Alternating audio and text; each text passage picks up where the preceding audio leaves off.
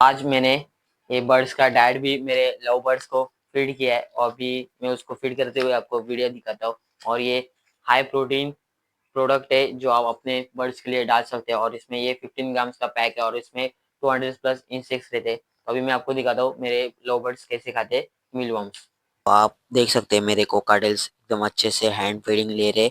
वो प्रोमिल प्रोमिल के ये सारे प्रोडक्ट्स लैब टेस्टेड होते हैं और ये आप promill.in से मंगा सकते हैं। और मैंने मेरे लव बर्ड को भी फीड किया है, वो भी आप देख सकते हैं कैसे एकदम अच्छे से खा रहे हैं। तो आज के लिए इतना ही, बाय बाय, थैंक यू।